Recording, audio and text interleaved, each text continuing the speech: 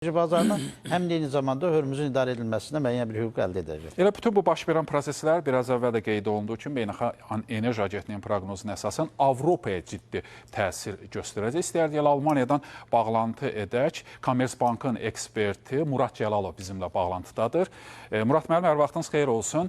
Buyurun, sizi eşidirik. Biraz əvvəl Fatih Biroldan belə bir açıqlama gəldi. Baş verənlər birbaşa Avropa iqtisadiyyatına ciddi zərər vurdu. Enerji daşıyıcıların qiyməti, yanacağın qiyməti kəskin artıb, bahalaşma baş verib. Hal-hazırda vəziyyət, durum necədir? İlk sualımız belə. Salam Rasim müəllim, hər vaxtınız xeyir. Həmçinin həmkarlarım Fuad müəllim, Çingiz müəllim və Aqil müəllimi salamlayıram.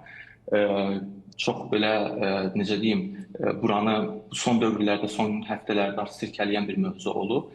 Bugün də iştirak etdiyim konferansda əsas mövzu enerji ilə bağlı idi.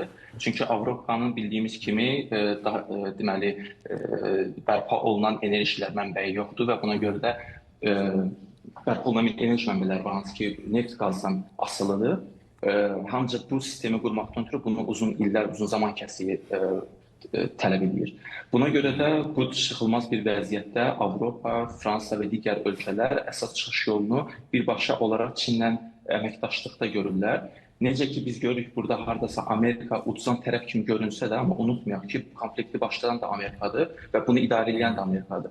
Və Avropanı belə bir çətin vəziyyətə salaraq Avropa Çinlə əməkdaşlıq etmək məcburiyyətində qalır. Burada da əsas şimal tərəfdən Rusiya və Ukrayna müharibəsini nəzərə alırlar və cənubdan Hörmüz boğazındakı gərginlik, hansı ki Amerika, İsrail və İran konfliktinə görə Almaniya əsasən Azərbaycan koridorunda əsas olaraq götürür və bu İpək yol vasitəsindən istər hava, istər quru yol vasitələrinə daşınmalarda Çindən birbaşa olaraq əməkdaşlıq eləməyə çalışır.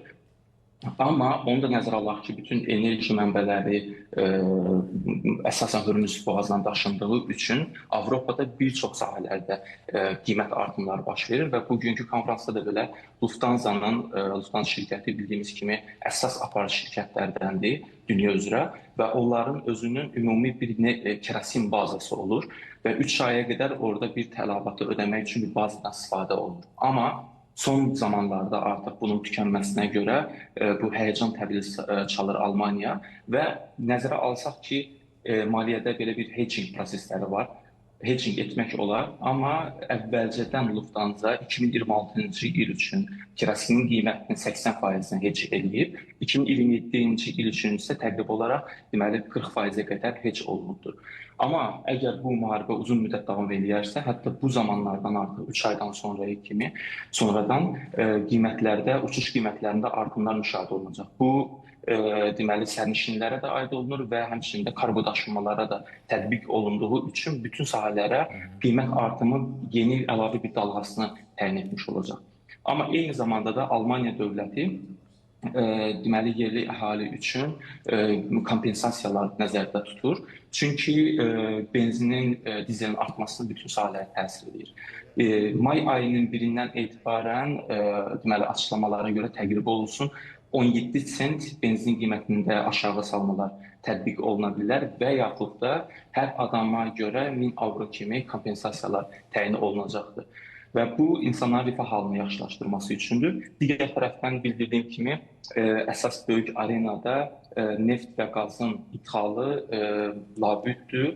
Bunu Azərbaycan, hansı ki Almaniya və Avstriya üçün deməli eksport həyata keçirir, bura neft və qazın əsasını daşımasını tətbiq edir, amma bu ümumi olaraq bütün ehtiyacları ödəmir. Buna görə də Avropanın qarşısında çıxılmaz bir vəziyyət gözləyir. Əsas çıxılacaq yol kimi istər Amerikanın neft və qazına tələbatı olacaq və yaxud da ki Amerikanın təzyiqi ilə Rusiya ilə yenidən əməkdaşlığa başlayıb sülhlə doğru gedib Nord Stream 2 layihəsinin yenidən həyata keçirilməsi əsas götürülür. Çünki Almaniyanın ikinci bir Frankfurt şəhəri var ki, birbaşa Rusiya nefti ora qədər gəlirdi. Amma bu Rusiya-Ukrayna müharibəsinə görə artıq dayandırıldı və bundan sonra bəlkə yenidən o yol açılsın. Çox sağ olun Murad, mən minnətdarıq sizə. Almaniyadan Murad Cəlalov öz fikirlərini, ümumiyyətlə Avropada baş verənlər, iqtisadi geriləmələrdən danışdı. Çingiz müəllim, indi hal-hazırda Yaxın Şərqdə baş verən hadisələr, İran müharibəsində Avropa Amerika Birləşmiş Ştatlarının yanında olmadı. Sizcə, elə iqtisadçının da xüsusilə vurğuladığı kimi iqtisadiyyat doğrudan bərbad bir vəziyyətə düşüb, Amerika Birləşmiş, daha doğrusu Almaniya kimi bir ölkə artıq sosial güzəştlərə getmək niyyətindədir. Belə olan halda Avropanın, NATO ölkələrinin ABŞ-yə təzyiq imkanları varmı ki, proses səngisin və yaxud da sabahki danışıqlarda hər hansı bir güzəşt, razılıq əldə